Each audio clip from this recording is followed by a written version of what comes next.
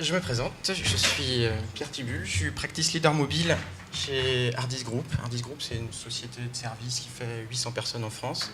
Moi, je travaille à l'agence de Nantes où on est à peu près une bonne cinquantaine. Il y a 3 ans, j'étais pas Practice Leader Mobile, j'étais chef de projet décisionnel. Et c'était vraiment quelque chose qui me plaisait plus du tout. J'avais fait le tour du truc et même j'en étais limite malheureux. Je sais pas comment c'était arrivé, ça faisait quelques années que je faisais ça. Petit à petit, les choses s'accumulent, on ne sait pas d'où ça vient.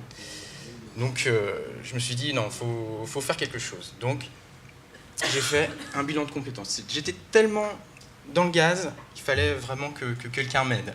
Donc un bilan de compétences, c'est vraiment une solution clé en main. Ça, on vous prend et on vous amène vers ce qui vous plaît, ce qui vous déplaise. On met vraiment le doigt sur les choses qui sont intéressantes. Donc c'était pas l'informatique qui me déplaisait, c'était pas forcément la société de service, mais c'était vraiment le décisionnel et le management, ça me plaisait pas. Donc j'ai eu envie de retourner vers du dev, et pourquoi pas du dev mobile. Donc j'ai fait un MOOC sur du dev iOS. Bon, désolé pour ceux qui font du Java, que du Java. Ça m'a bien plu, je trouvais que c'était sympa, et du coup, je suis allé voir mon manager et je lui ai demandé, ben voilà, maintenant le décisionnel et vraiment la gestion de projet pure, c'est plus mon truc, je veux revenir à du dev et idéalement du dev mobile. On m'a dit oui, bien sûr, mais ça va peut-être prendre un petit peu de temps. Donc on y a quand même eu une écoute, ça c'était le côté positif, et on m'a dit voilà, dans les prochains mois, dès qu'il y a des missions qui peuvent correspondre, on pense à toi. Je me suis dit, je vais peut-être pas attendre, je vais faire des petites choses de mon côté. Donc ça, c'est le côté side project. J'ai développé un jeu iOS qui malheureusement n'est pas arrivé dans les features Apple, c'est dommage, mais je suis quand même réussi à l'amener jusqu'au store. Bon, je pensais que ça allait me prendre un mois, ça m'a pris 6 mois, donc petit conseil, développer un jeu, ça prend du temps. Mais grâce à ça et au fait que j'ai communiqué régulièrement à mes collègues, à ma famille aussi, ça c'est moins grave, mais aussi à mon manager et fait des petits articles sur blog interne. Quand est venu l'intercontrat à la fin de ma mission de chef de projet décisionnel, on m'a dit bah, c'est bon, là on va t'offrir 3 mois pour pouvoir développer des projets internes sur de la mobilité, et aussi on a un partenaire qui est le Volleyball Nantais, tu vas développer leur appli mobile. Donc là c'est super, quoi. Voilà. Enfin une vraie expérience de développement sur le sujet. Donc, et au bout des 3 mois, j'ai été proposé chez un client grand compte et j'ai eu une vraie mission mobile, hybride Android, ça me plaisait. J'y suis toujours d'ailleurs et ça se passe très bien. Mais je me suis dit, je ne vais pas m'arrêter là. En mettant un peu d'énergie, je vois que je peux changer les choses, je vais peut-être essayer d'aller faire d'autres choses. Donc, j'ai décidé de sortir. Alors, aller à des meet-up, mais essayer de varier vraiment, d'aller à des meet-up design, des meet-up agiles, des meet-up Android aussi, pour continuer, meet-up iOS. Donc, sur Nantes, on a vraiment un écosystème de meet-up très riche. Et puis d'autres événements un peu plus gros, les DevFest, Web Today, Android Maker, c'est un événement sur Paris, style DroidCon, mais ils n'ont pas payé les droits, je crois. Voilà, donc ça c'est une première partie, et j'ai aussi eu envie de m'amuser et de proposer des choses. Alors bon, c'est un amusement relatif pour certains, mais on avait l'envie de développer des talks internes, donc voilà, j'ai démarré, j'ai présenté le premier, c'était sur du design mobile, ça m'a bien plu. J'avais commencé à écrire des petits articles sur le blog d'entreprise, j'ai continué et essayé de me donner une certaine rigueur, de faire des choses toutes les semaines. Autre chose un petit peu différent, organiser des coding goûtés. Alors coding goûté, c'est vraiment pas directement du boulot, mais quand même ça reste dans le côté, c'est parents, enfants, le dimanche, quand il pleut, on se rejoint à l'agence et on fait de la transmission des parents aux enfants, on échange ensemble et on prend un goûter, c'est très sympa. Et les ateliers d'innovation, ça c'est en cours, c'est pas encore complètement sec, mais c'est dans les tuyaux.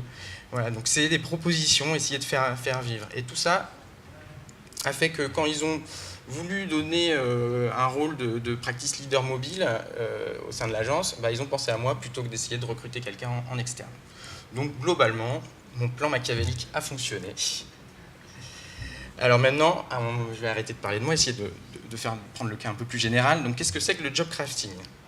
Le job crafting, c'est pas du craft booking au bureau, non. Le job crafting, si on peut prendre une petite définition, refaçonner un job imparfait pour le rapprocher de son job idéal. Donc c'est ce que j'ai essayé de faire. Je m'en suis rendu compte après que ça avait ce nom de job crafting. Mais le job crafting en ESN, il y a un contexte un petit peu particulier. On n'est pas dans des structures classiques, il y a un contexte business fort qui fait qu'on va avoir un tarif à la journée, notre manager va pouvoir calculer notre rentabilité. Donc ça va peut-être être un petit peu compliqué du coup de lui demander de faire des changements radicaux, d'avoir des formations longues. Ça va difficilement passer. Par contre, les sociétés de services ont un fort besoin de fidélisation avec le turnover de folie. S'ils arrivent à capter des gens et si surtout ils voient que vous avez de l'énergie et que vous engagez des choses, ça va plutôt les inciter à continuer à vous suivre. Je vois deux styles de carrière extrême en société de service. Il y a la première, on est sur des rails, on est positionné sur une techno et puis ça déroule, ça déroule, ça déroule, ça déroule. Il y en a qui vont très bien se complaire là-dedans. Pour d'autres personnes, ça va être un peu compliqué et on va avoir envie de bouger. Comment bouger à ce moment-là? Ou à l'inverse, alors là, on est perdu dans le labyrinthe, on ne comprend rien de sa carrière. C'est le manager qui nous dit, alors tu vas là, ensuite tu reviens là, ensuite tu retournes chez le client chez qui tu étais il y a 2 ans pour refaire la même chose. Ça n'a pas de sens. Là aussi, je pense qu'il faut pouvoir, par un peu d'énergie, montrer ce qu'on veut faire et en parler. Alors, par quoi on commence? Déjà, savoir ce qui est imparfait dans son job.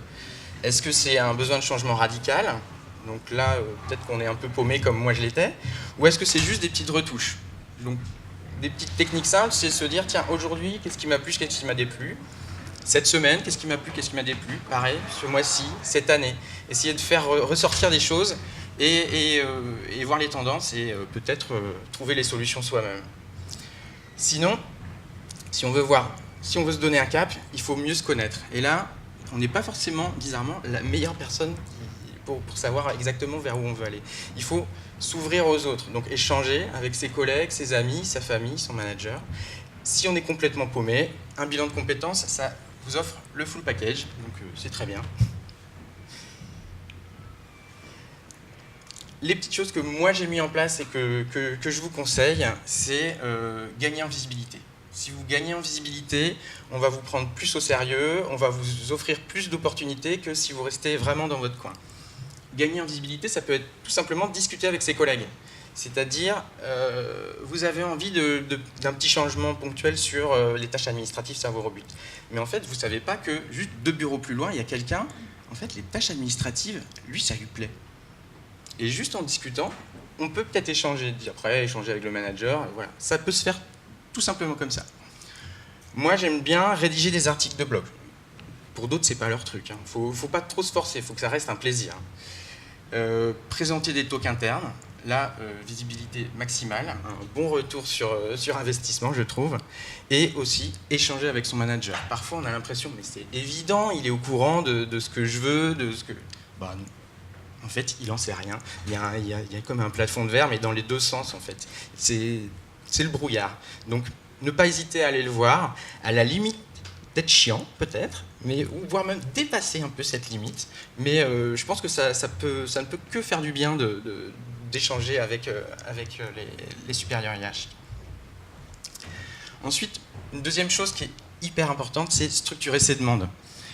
On ne peut pas arriver voir son manager en disant « Ouais, je veux aller sur cette techno-là tout de suite. » D'accord. Alors que si vous arrivez le voir, oui, alors ça fait 6 mois que je regarde ce truc-là, là je le suis, ça me plaît bien, j'ai fait des petits POC chez moi, j'ai des exemples sur mon Git, voilà, je vais peut-être présenter un talk interne là-dessus. Qu'est-ce que tu en penses? Est-ce qu'on pourrait mettre en place quelque chose pour peut-être décrocher des missions chez les clients là, voilà. Ça aura beaucoup plus d'écoute.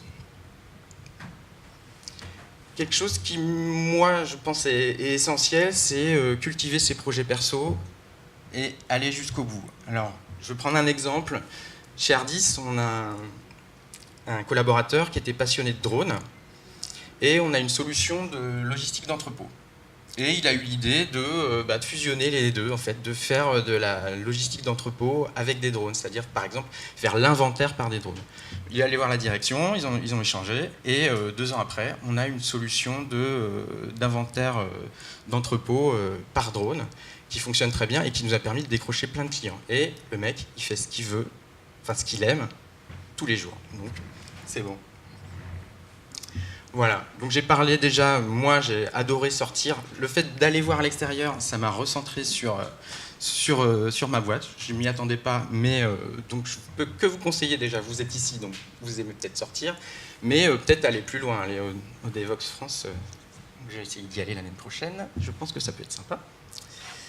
Et amusez-vous. Par exemple, il y a certains ici qui font de la facilitation graphique. Je ne sais pas si c'était leur le job principal, si. Bon. Voilà, donc quelque part c'est peut-être du job crafting. Vous avez proposé de faire du sketchnoting ou de la facilitation graphique et maintenant vous en faites plus régulièrement. Voilà, il ne faut pas hésiter, il faut proposer. Après, moi ce que je voulais mettre en avant également, c'est un intercontrat, c'est pas forcément une mauvaise nouvelle. Donc il faut rebondir là-dessus. Toutes les idées qu'on a mises en place, il faut là justement, c'est le moment de les faire ressortir. Et parfois même, comme ça a été mon cas, c'est le manager qui va revenir vers vous en disant « bah voilà, il y a un intercontrat, on déroule le truc ». Et évidemment, on applique la même technique chez le client, on communique et on structure ses demandes si on va voir un manager. Si le manager est difficilement atteignable, on en parle à nos commerciaux qui, eux, ont peut-être plus accès. Voilà. Et ça peut marcher. Moi, j'ai 2-3 petites choses qui ont fait évoluer ma mission comme ça. Est-ce que ça veut dire travailler plus ? Ça demande de l'énergie, mais c'est travailler plus sur ce qu'on aime faire. Donc l'un dans l'autre, moi je trouve que c'est pas mal. Pour continuer sur le sujet, j'ai 2 talks auxquels j'ai assisté et qui étaient vraiment sympas. Un talk at Geek en 6S2I de Charlotte Cavalier qui fait normalement un Code Lab cet après-midi ici. Et un autre talk, 10 méthodes pour rendre heureux les développeurs, qui était vraiment très cool. Allez le voir sur YouTube, c'était assez sympa. Je pense qu'on est un petit peu court pour les questions, donc n'hésitez pas à venir me voir pour peut-être en savoir plus ou échanger, ou me montrer votre sketch. Merci beaucoup.